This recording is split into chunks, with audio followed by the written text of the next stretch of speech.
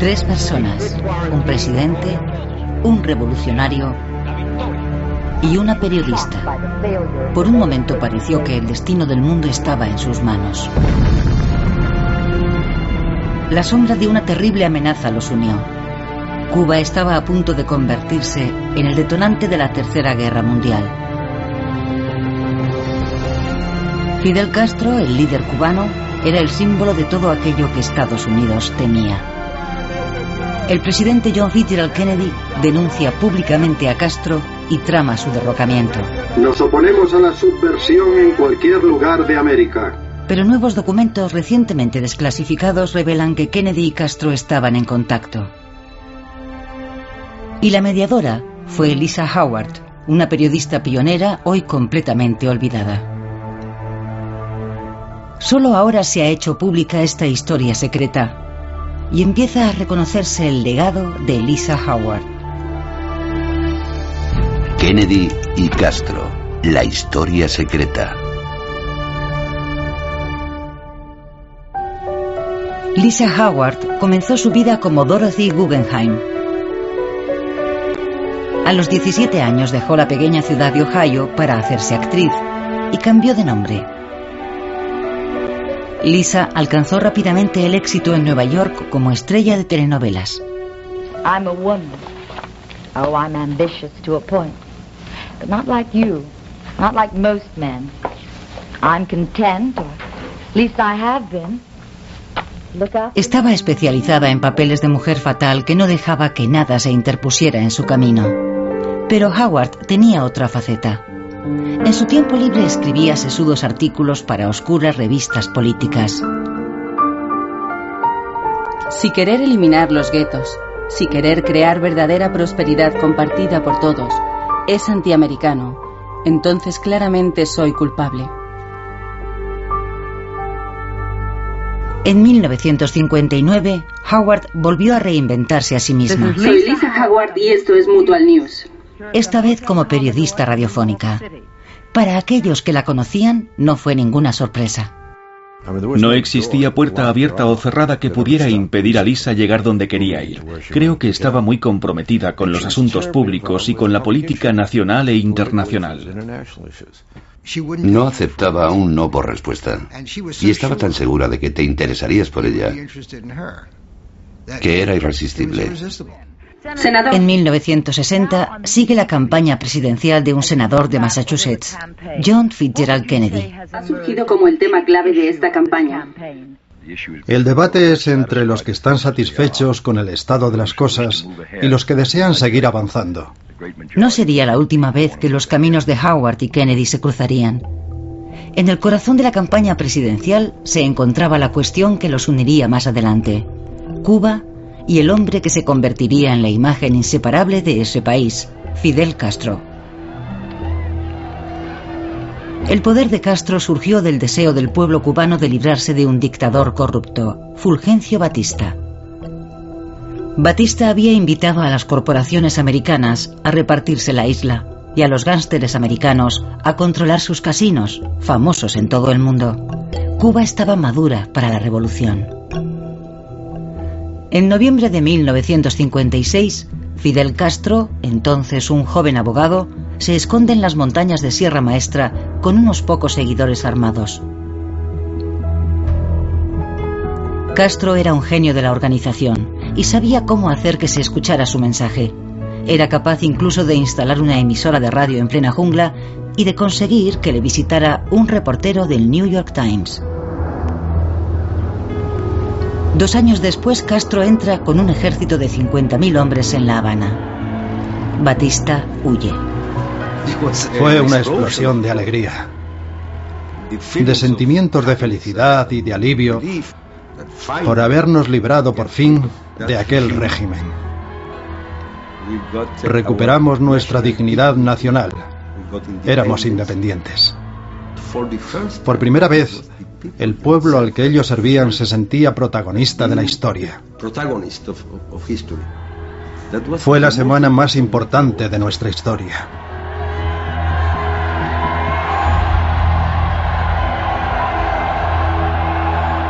Las consecuencias de la revolución se hicieron sentir muy pronto. La propiedad privada fue embargada, las corporaciones americanas fueron nacionalizadas y Castro se acercó más al bloque soviético. Bajo el mandato del presidente Eisenhower, la oposición a Castro se endureció. El presidente anuncia que la cuota cubana en el mercado azucarero de Estados Unidos se ha reducido un 95%. Hubo sanciones comerciales y la CIA recomendó: todas las consideraciones conducen a la eliminación de Fidel Castro. Y el informe añadía: muchas personas informadas creen que la desaparición de Fidel aceleraría enormemente la caída del actual gobierno. Lucharemos por los oprimidos y venceremos. Tras ganar la Convención Demócrata de 1960, el candidato a la presidencia John Fitzgerald Kennedy descubre que los americanos estaban profundamente preocupados por Cuba. Kennedy hablaba cada noche en un estado diferente y respondía preguntas durante 30 minutos. La gente escribía sus preguntas en tarjetas, no para que Kennedy las viera antes, sino para que nosotros pudiéramos hacer una distribución de todos los asuntos de interés. Yo las leía siempre todas, y así descubrí que la mayoría de las preguntas sobre política exterior eran acerca de Cuba. Estaba claro que era más importante que la paz, Khrushchev o cualquier otra cosa. Era el tema principal en política exterior. Buenas noches desde Nueva York, donde los dos candidatos principales a la presidencia de Estados Unidos están a punto de... Kennedy usó el tema de Cuba para atacar a su rival, Richard Nixon. Castro solo es el principio de nuestras dificultades en Latinoamérica. Tenemos que evitar que su influencia se extienda por otros países como México, Panamá, Brasil... La Bolivia, estrategia de Kennedy funcionó. En enero de 1961 toma posesión del cargo. En su discurso inaugural promete mantener a América libre de la influencia soviética. Sepan todos nuestros vecinos que nos uniremos a ellos para oponernos a la agresión y a la subversión en cualquier parte de América. Y que sepa cualquier otra potencia que este hemisferio se propone seguir siendo el amo de su propia casa. Pero lo que los norteamericanos no sabían era que Kennedy también había heredado del presidente saliente la solución al problema de Cuba. La CIA entrenaba en campamentos secretos a exiliados cubanos para invadir la isla. El día antes de la toma de posesión, Eisenhower instó a Kennedy a seguir con su política. Pocos meses después comienza la invasión. Se suponía que el desembarco en la bahía de Cochino sería una sorpresa, pero Castro lo sabía. Es decir, ya sabían, los servicios de seguridad cubanos conocían que se estaba preparando una invasión. Y se sabía también que las bases fundamentales de esa invasión, los campamentos, estaban en Guatemala y en Nicaragua. La CIA creía que los cubanos se alzarían y apoyarían a sus liberadores llegados del exilio, pero en contra de lo esperado, estos lucharon contra los invasores. Castro dirigió la defensa de la isla personalmente.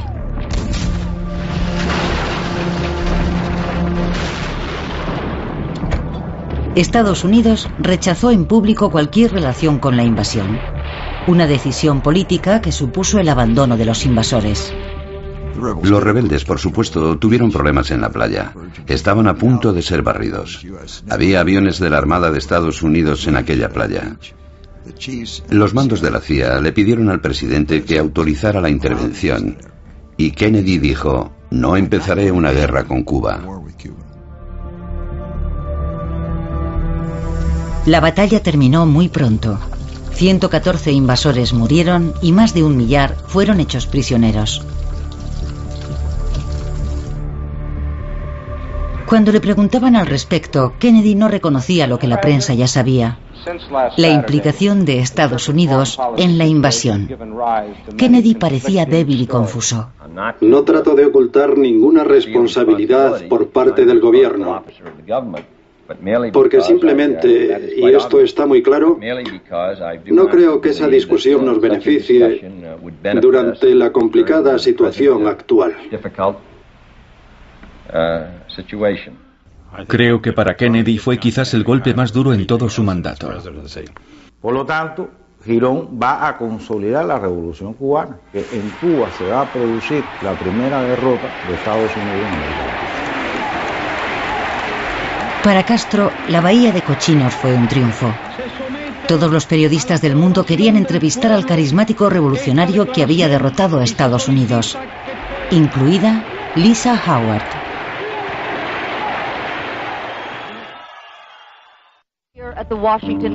Lisa Howard era una mujer adelantada a su tiempo. Rápidamente saltó del periodismo radiofónico al televisivo, mostrando el camino a otros. Purex presenta a Lisa Howard y sus noticias con toque femenino. Corresponsal de la cadena ABC, era la única mujer con programa de televisión propio. Wallace, el gobernador de Alabama, ha vuelto a desafiar al gobierno federal. El gobernador impidió hoy la integración. Howard cubría las noticias más importantes. Muchos le critican por mantener un elevado nivel de gastos. Pero su gran talento era conseguir entrevistas con líderes mundiales.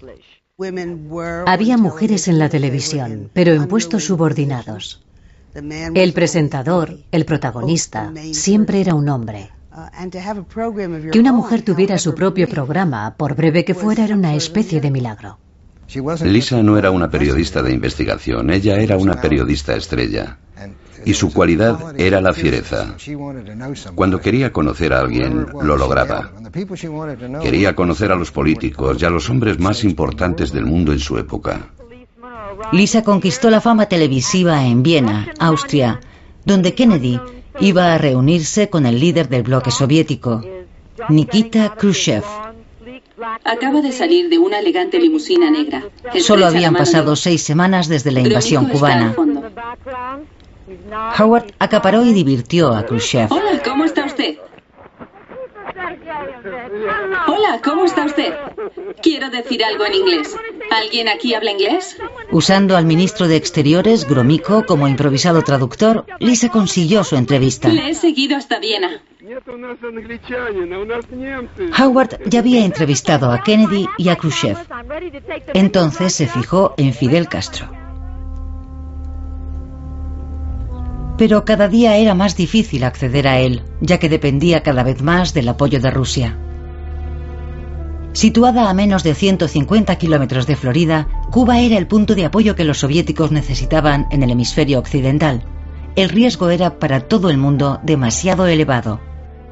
La Guerra Fría fue, en cierto sentido, una auténtica guerra durante los 7 años en los que yo fui secretario, las 24 horas del día, con la preocupación diaria de que si alguno de los lados emprendía una acción militar, esta terminaría con un intercambio de bombas nucleares.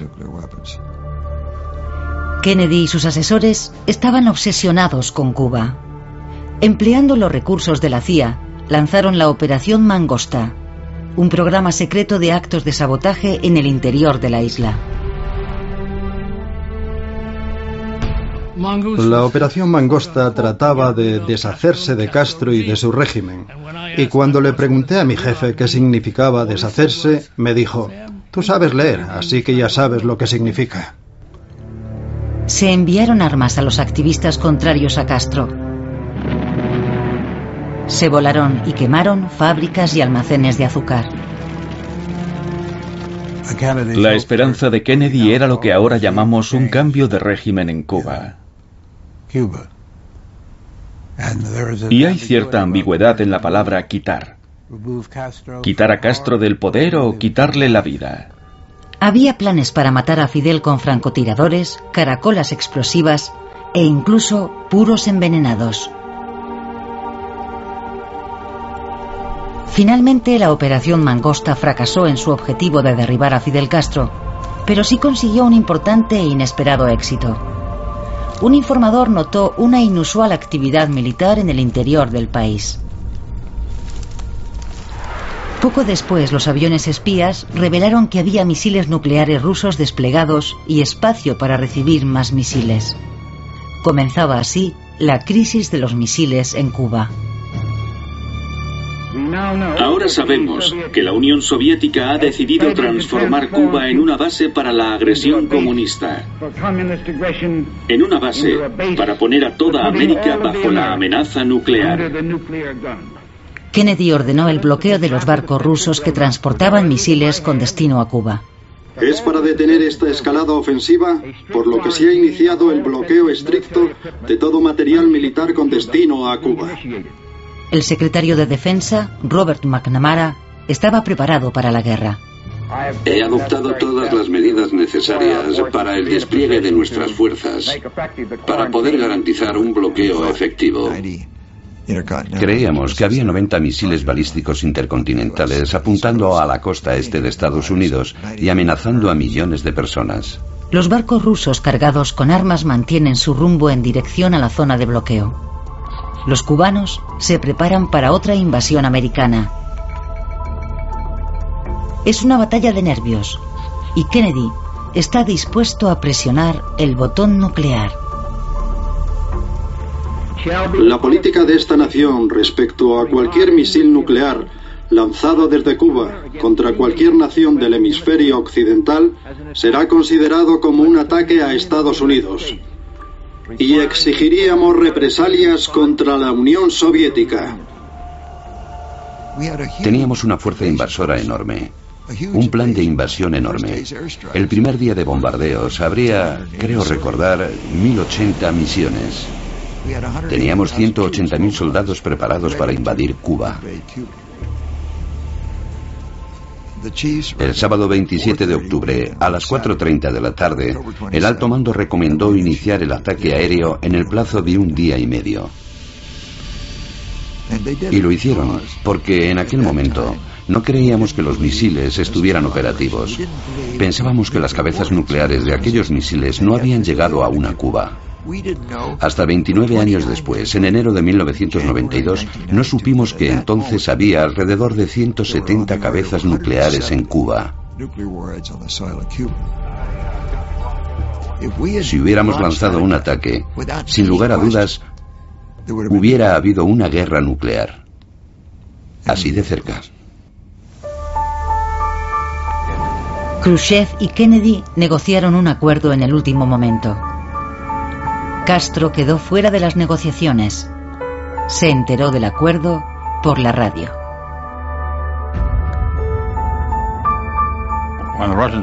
Cuando los rusos retiraron los misiles no pidieron permiso.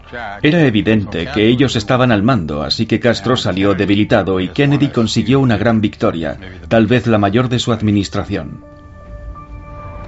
En Miami, Kennedy exhibe un estandarte de la invasión de Bahía de Cochinos y declara que pronto ondearía sobre La Habana libre. Pero tras las bambalinas empezaba a tomar forma una visión muy diferente de las relaciones cubano-estadounidenses. Tras la crisis de los misiles, comprendimos que posiblemente Castro y Khrushchev habían tomado caminos separados. Si conseguíamos persuadir a Fidel Castro para que cambiara de aliado, sería un gran golpe para la Unión Soviética y un gran triunfo político para Kennedy. Algunos colaboradores próximos a Kennedy vieron una oportunidad extraordinaria. Un asesor de la Casa Blanca, Gordon Chase, sugirió: un enfoque suave, el otro lado de la moneda, atrayendo discretamente a Castro a nuestro lado. El senador Barry Goldwater ha iniciado hoy una gira de conferencias por todo el país. Era el mismo enfoque que Lisa Howard llevaba empleando un año. Lisa había enviado una carta tras otra a Castro suplicándole una entrevista. Querido presidente Castro, desearía hacerle una entrevista para la televisión. Ella enviaba notas a Castro. Lo intentaba de todas las formas.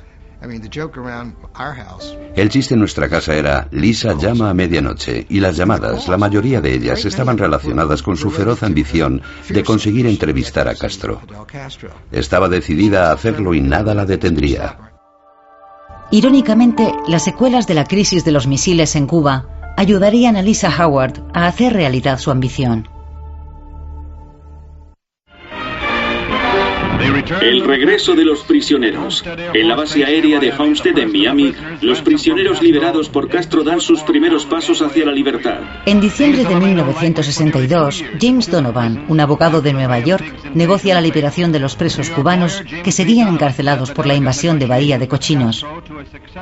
John Nolan trabajó estrechamente con Donovan en Cuba. Pasaron mucho tiempo juntos con Fidel Castro. Hablamos de la mejora de las relaciones entre Cuba y Estados Unidos. Ese era el tema, podríamos decir, implícito en nuestras conversaciones con Castro. En la primavera de 1963, Donovan regresa a Cuba para negociar la liberación de los estadounidenses atrapados en la isla. Un informe interno dejaba claro que Kennedy veía la relación entre Castro y Donovan como una oportunidad. Tenemos que pensar en términos más flexibles. Deberíamos dar a Donovan algo con lo que atraer a Castro. El presidente está muy interesado en ello. En abril, Castro llevó a Donovan a bucear a la Bahía de Cochinos. Castro dijo: Señor Donovan, ¿qué podríamos hacer para que Estados Unidos y Cuba desarrollaran una relación de trabajo mejor?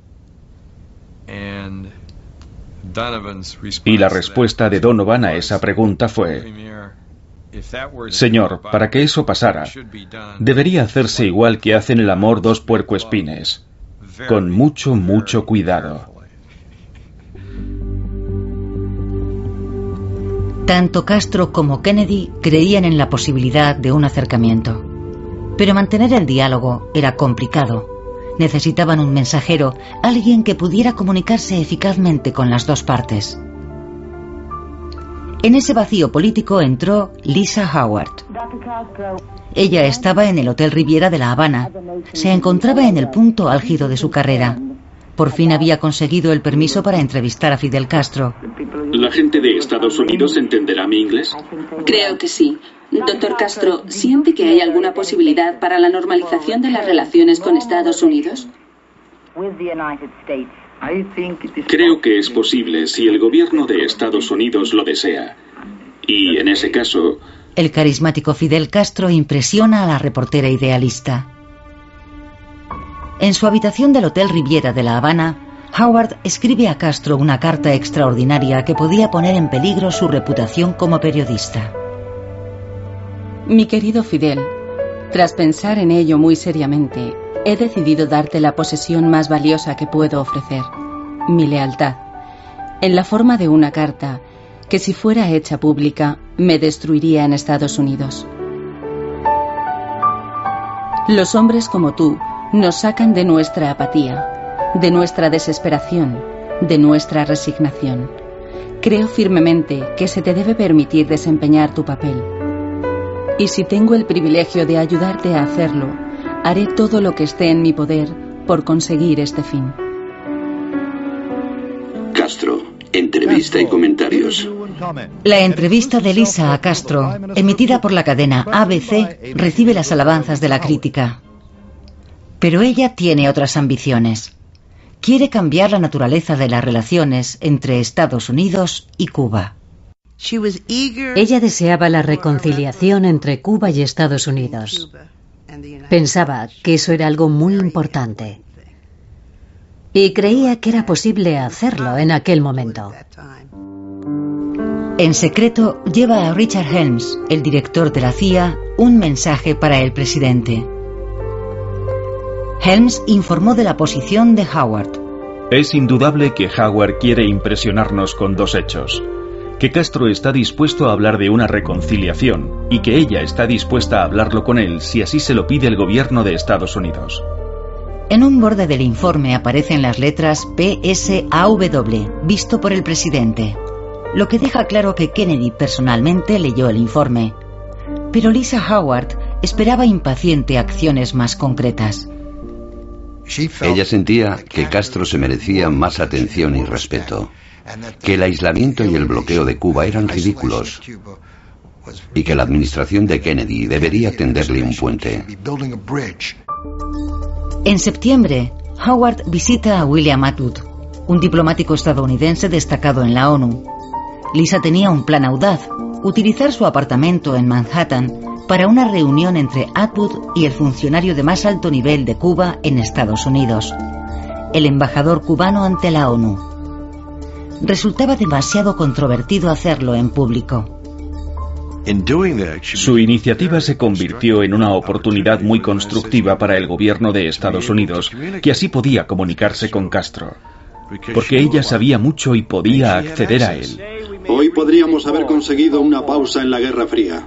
El 20 de septiembre, mientras está de visita oficial en Naciones Unidas, Kennedy autoriza las conversaciones secretas en el apartamento de Howard. Howard se dirigió al embajador cubano Carlos Lechuga. Él la conocía bien. En primer lugar, dice Howard era una mujer bonita, y por lo tanto me tenía el deseo de hablar con ella. Era una periodista muy activa, tenía muchas relaciones entre los diplomáticos que había en Naciones Unidas. Sabía que había venido a Cuba a entrevistar a Fidel. El día fue en el Delegate Lounge que me habló, se me acercó a mí y me dijo que había un embajador de la misión americana que quería hablar conmigo. Yo le dije que sí, que cómo no, que yo estaba dispuesto a hablar con cualquiera. Aquella noche, el diplomático estadounidense William Atwood y Lechuga se reúnen en el cóctel que Howard da en su apartamento. Lo primero que pasó fue un abrazo de Lisa Howard. Embajador, tal y tal. Lo segundo que pasó, me dieron un whisky. Me lo tomé. Fue muy agradable. Hablé cosas, generalidades con algunos de los invitados, pero enseguida Atwood me llevó a un rincón y entonces empezamos a hablar. Yo te digo lo que me explicó Atwood. Kennedy pensaba que ya era tiempo de cambiar la situación con Cuba, que no todo el mundo en el gobierno estaba de acuerdo con eso. Me dijo que el Departamento de Estado, por ejemplo, no estaba de acuerdo con eso, y otros. Y me imagino que la CIA y el Pentágono tampoco estaban de acuerdo, porque lo que querían era una invasión militar contra Cuba. Se acordó una reunión secreta. Se hicieron preparativos provisionales para que Atwood fuera a Cuba en diciembre de 1963 y que se reuniera con Castro y con el ministro de Asuntos Exteriores. Una avalancha de mensajes pasa a través de Lisa Howard. 2 semanas más tarde, Castro deja un mensaje telefónico en su apartamento. Estaba impaciente por seguir avanzando.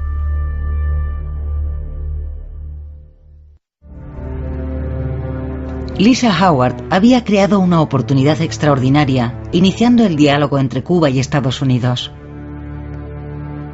Se abrieron canales de comunicación inusuales. El diplomático americano William Atwood preparó un encuentro secreto entre el presidente Kennedy y Jean Daniel, un joven reportero francés que iba a reunirse con Castro.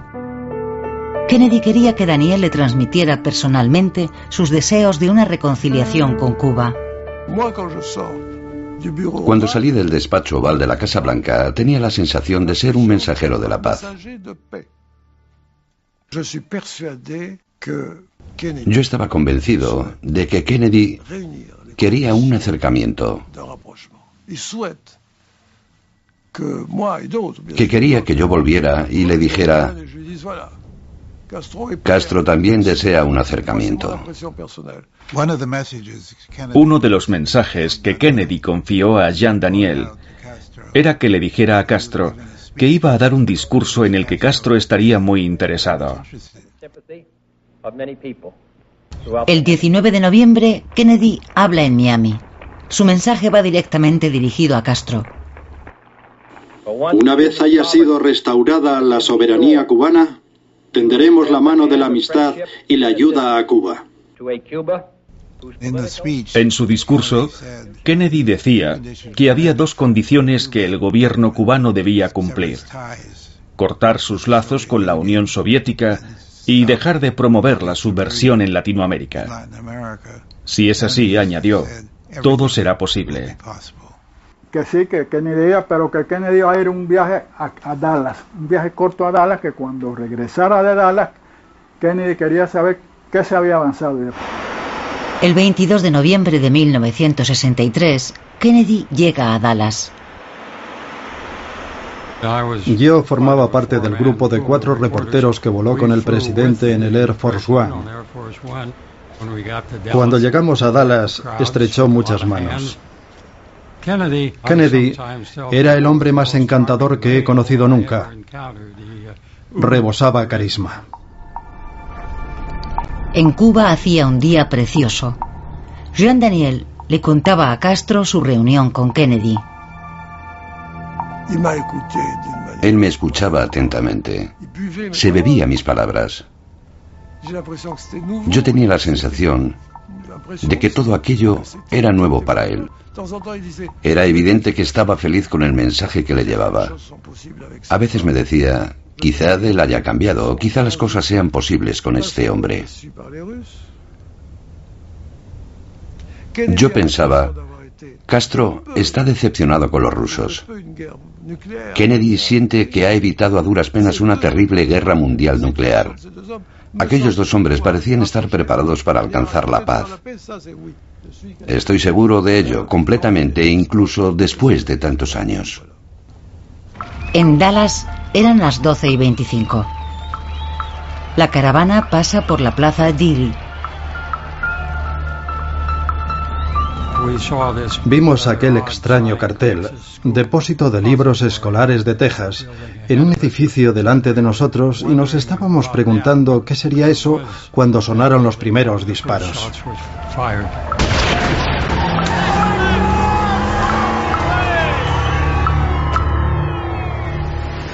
En Cuba era la hora del almuerzo. Trajeron un pez enorme recién pescado como regalo para Fidel Castro. En mitad de la comida sonó el teléfono. Fidel Castro se levantó y le oímos decir, le han herido gravemente, pero no sabíamos de quién estaba hablando. Cuando llegamos al hospital, todos los coches se detuvieron bruscamente. Nos acercamos corriendo sin saber lo que había pasado. Entonces Castro dijo, el presidente Kennedy está gravemente herido. Se hizo el silencio. Luego dijo, es terrible. Dirán que lo hicimos nosotros. Le pregunté a un agente del servicio secreto si el presidente estaba vivo y me contestó, no lo sabemos. Esto es de Associated Press. Finalmente sintonizamos una emisora de radio de Florida. Describían lo que había pasado en Dallas. El coche, la caída de John Kennedy y a su lado su esposa. El gobernador de Texas, John Connally, ha resultado herido por una bala del asesino. Pocos minutos después Castro dijo, esto es repugnante, no tienen decencia. Están describiendo cómo corre la sangre por las medias de su esposa. El presidente ha muerto. Y de repente, Kennedy está muerto. Entonces Castro dice, esto es el fin de su misión. Yo estaba pensando exactamente lo mismo.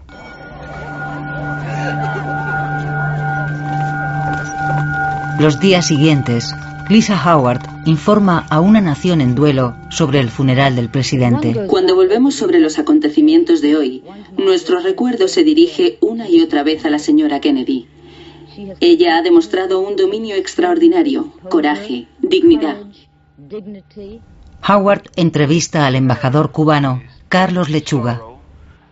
La noticia de la trágica muerte del presidente Kennedy. Bueno, no, la reacción mía fue que de esos mismos se había perdido una oportunidad y que ya ahora ya se había liquidado otra vez otra oportunidad para normalizar las relaciones con los Estados Unidos. La prueba es que por lo menos fue la primera vez que por iniciativa del gobierno americano hubo un diálogo con Cuba para tratar de resolver el problema, históricamente muy importante, y después no ha habido ninguna posibilidad de hacerlo. El presidente Kennedy fue y sigue siendo el único presidente americano que tuvo la valentía de considerar establecer una relación completamente diferente con Cuba. Y para eso se necesita mucho valor, sobre todo en aquella época. El nuevo presidente Lyndon Johnson se siente políticamente vulnerable ante el tema de Cuba. Gordon Chase, asesor de la Casa Blanca, resume el nuevo clima político. Un nuevo presidente, sin historial de haber sido duro con Castro y los comunistas, probablemente correría un riesgo mucho mayor de ser acusado por el pueblo americano de ser blando. Johnson no quería, porque iba a haber unas elecciones el año que viene, en el 64, y no quería arriesgarse de los ataques de los republicanos, y ahí terminó todo. Como siempre la política interna americana influye en toda esta cuestión. Pero Fidel Castro quería seguir hablando con Estados Unidos, y Lisa Howard seguía decidida a ayudarle.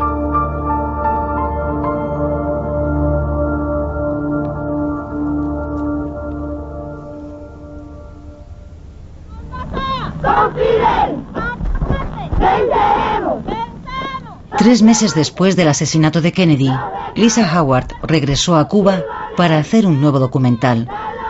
Un reportaje sobre la vida en Cuba tras la revolución. Y un retrato íntimo de Fidel. Creo que hacen fotos. Howard alude incluso a las negociaciones secretas que cobraban fuerza antes del asesinato de Kennedy. ¿Pero usted cree que con Kennedy hubiera sido posible normalizar las relaciones entre Cuba y Estados Unidos? ¿Qué le hace creer eso? No quiero especular acerca de eso. Pero nosotros tenemos algunos indicios de que algo estaba pasando en el gobierno de Estados Unidos. Lisa Howard se había convertido en algo más que una periodista. Lisa no quería quedarse fuera mirando. El poder era su afrodisíaco. Ella quería estar en el centro de lo que estaba pasando mientras pasaba. Quería cambiar las cosas. Juntos, Fidel y Lisa escriben un mensaje al nuevo presidente estadounidense con la esperanza de que retome el diálogo donde Kennedy lo había dejado. Creo que no hay áreas de disputa entre nosotros que no puedan resolverse en un clima de entendimiento mutuo.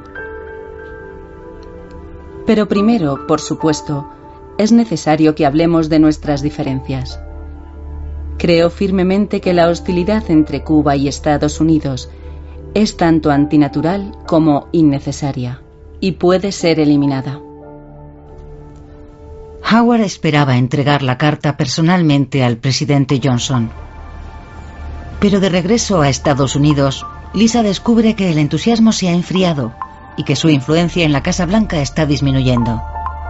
Gordon Chase, su antiguo aliado, escribe: Aunque estoy a favor de tener un canal de comunicación con Castro, me sentiría más seguro si apartáramos a Lisa de la participación directa en la tarea de llevar mensajes.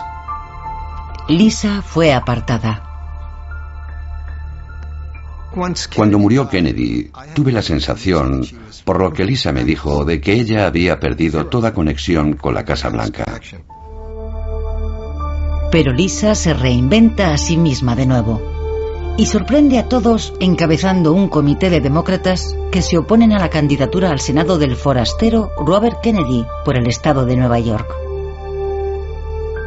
Ella reorganizó su lista de prioridades. Y la siguiente gran pasión de su vida fue demócratas a favor de Keating, que se oponía a la candidatura al Senado de Robert Kennedy. Y eso le hizo olvidar todo lo demás. Dedicó todas sus energías a eso. Howard ignoró las advertencias para abandonar la campaña y la cadena ABC la despide finalmente. Lisa estaba furiosa y dolida por su salida de la ABC. Era como si pensara que no se atreverían a hacerlo, pero naturalmente ellos eran mucho más poderosos que ella. Y la despidieron. Y eso la deprimió. Se sentía insegura, como nunca lo había estado antes. Lisa se refugia en su familia y se queda embarazada de su tercer hijo, pero eso no es suficiente para encontrar la paz. Howard es ingresada por depresión en el Hospital Monte Sinaí. Tenía graves problemas.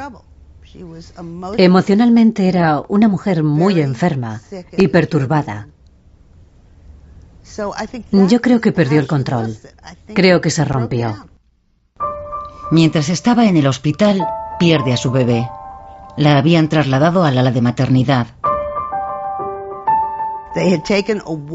Habían llevado a una mujer inestable, que estaba medicada y que acababa de perder un hijo, a la planta de maternidad del hospital.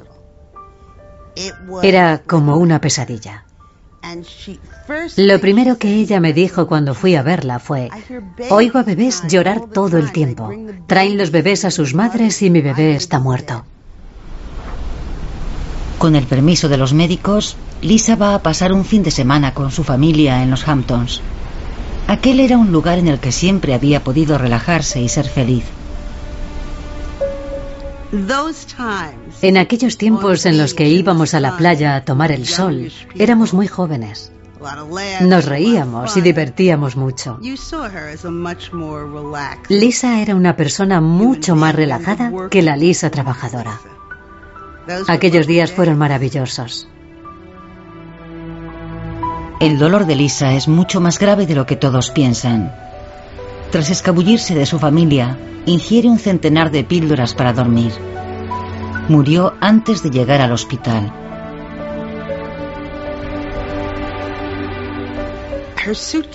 Su maleta estaba sobre la cama y yo la abrí. No había llevado nada de ropa. No llevaba nada en la maleta. Estaba vacía. Lo había planeado todo con antelación.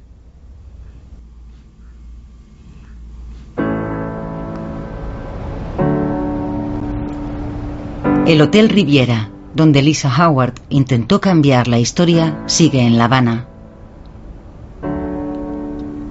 John Fitzgerald Kennedy y Lisa Howard están muertos. Pero Fidel Castro sigue vivo. Es el jefe de Estado del mundo que más tiempo lleva en activo. Y Cuba está detenida en el tiempo, con el mismo líder, los mismos coches, los mismos edificios que en 1960. Y la promesa de aquel momento cuando Lisa Howard ayudó a llevar a Estados Unidos y a Cuba al borde de la reconciliación parece muy lejana. Como dijo Fidel Castro, nos hemos acostumbrado a ser enemigos. Pero, ¿y si Kennedy no hubiera sido asesinado? ¿Las cosas habrían sido diferentes? Yo creo que sí, claro. Hubiera sido diferente la historia. Claro, hubiéramos tenido una relación normal con los Estados Unidos, civilizada. Se hubiera terminado el terrorismo contra Cuba, por supuesto. Hubiera habido negocios con intercambios económicos libres con los Estados Unidos en beneficio de los dos países. Los ciudadanos americanos hubieran podido venir a Cuba cuando quisieran, que ahora no pueden. Hubiera crecido el intercambio del turismo de Cuba con los Estados Unidos en las dos partes. Sí, hubiera pasado muchas cosas. Creo que si Kennedy hubiera tenido un segundo mandato, habría puesto fin al embargo y habría ahogado la revolución con un río de turistas e inversores americanos, de bienes de consumo americanos. Y Castro se habría retirado a Galicia, en España, donde habría vivido hasta una edad muy avanzada.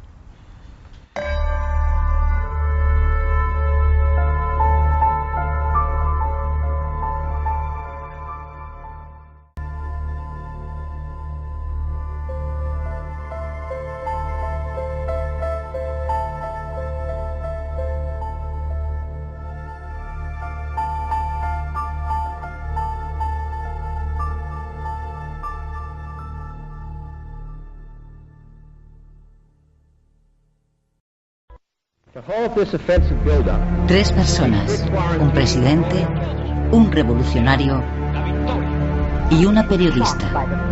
Por un momento pareció que el destino del mundo estaba en sus manos. La sombra de una terrible amenaza los unió. Cuba estaba a punto de convertirse en el detonante de la Tercera Guerra Mundial. Fidel Castro, el líder cubano, era el símbolo de todo aquello que Estados Unidos temía. El presidente John Fitzgerald Kennedy denuncia públicamente a Castro y trama su derrocamiento. Nos oponemos a la subversión en cualquier lugar de América. Pero nuevos documentos recientemente desclasificados revelan que Kennedy y Castro estaban en contacto. Y la mediadora fue Lisa Howard, una periodista pionera hoy completamente olvidada. Solo ahora se ha hecho pública esta historia secreta y empieza a reconocerse el legado de Lisa Howard. Kennedy y Castro, la historia secreta. Las consecuencias de la revolución se hicieron sentir muy pronto. La propiedad privada fue embargada, las corporaciones americanas fueron nacionalizadas y Castro se acercó más al bloque soviético. Bajo el mandato del presidente Eisenhower, la oposición a Castro se endureció. El presidente anuncia que la cuota cubana en el mercado azucarero de Estados Unidos se ha reducido un 95%. Hubo sanciones comerciales y la CIA recomendó: todas las consideraciones conducen a la eliminación de Fidel Castro. Y el informe añadía: muchas personas informadas creen que la desaparición de Fidel aceleraría enormemente la caída del actual gobierno. Lucharemos por los oprimidos y venceremos. Tras ganar la Convención Demócrata de 1960, el candidato a la presidencia John Fitzgerald Kennedy descubre que los americanos estaban profundamente preocupados por Cuba. Kennedy hablaba cada noche en un estado diferente y respondía preguntas durante 30 minutos. La gente escribía sus preguntas en tarjetas, no para que Kennedy las viera antes, sino para que nosotros pudiéramos hacer una distribución de... Lisa Howard comenzó su vida como Dorothy Guggenheim. A los 17 años dejó la pequeña ciudad de Ohio para hacerse actriz y cambió de nombre. Lisa alcanzó rápidamente el éxito en Nueva York como estrella de telenovelas. I'm a woman. Oh, I'm ambitious to a point. But not like you. Not like most men. I'm content, or at least I have been. Look up. Estaba especializada en papeles de mujer fatal que no dejaba que nada se interpusiera en su camino. Pero Howard tenía otra faceta. En su tiempo libre escribía sesudos artículos para oscuras revistas políticas. Si querer eliminar los guetos, si querer crear verdadera prosperidad compartida por todos, es antiamericano, entonces claramente soy culpable. En 1959, Howard volvió a reinventarse a sí misma. Soy Lisa Howard y esto es Mutual News. Esta vez como periodista radiofónica. Para aquellos que la conocían, no fue ninguna sorpresa. No existía puerta abierta. En noviembre de 1956, Fidel Castro, entonces un joven abogado, se esconde en las montañas de Sierra Maestra con unos pocos seguidores armados. Castro era un genio de la organización y sabía cómo hacer que se escuchara su mensaje. Era capaz incluso de instalar una emisora de radio en plena jungla y de conseguir que le visitara un reportero del New York Times.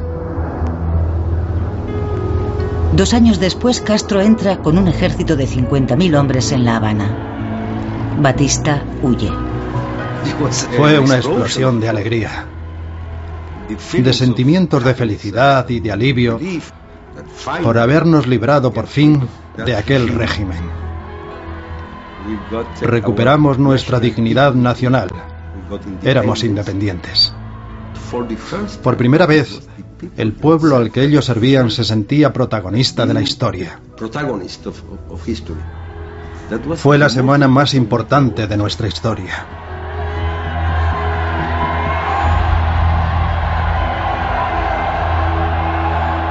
Las consecuencias cerrada que pudiera impedir a Lisa llegar donde quería ir. Creo que estaba muy comprometida con los asuntos públicos y con la política nacional e internacional. No aceptaba un no por respuesta. Y estaba tan segura de que te interesarías por ella que era irresistible. En 1960 sigue la campaña presidencial de un senador de Massachusetts, John Fitzgerald Kennedy. Ha surgido como el tema clave de esta campaña. El debate es entre los que están satisfechos con el estado de las cosas y los que desean seguir avanzando. No sería la última vez que los caminos de Howard y Kennedy se cruzarían. En el corazón de la campaña presidencial se encontraba la cuestión que los uniría más adelante: Cuba y el hombre que se convertiría en la imagen inseparable de ese país, Fidel Castro. El poder de Castro surgió del deseo del pueblo cubano de librarse de un dictador corrupto, Fulgencio Batista. Batista había invitado a las corporaciones americanas a repartirse la isla y a los gánsteres americanos a controlar sus casinos, famosos en todo el mundo. Cuba estaba madura para la revolución.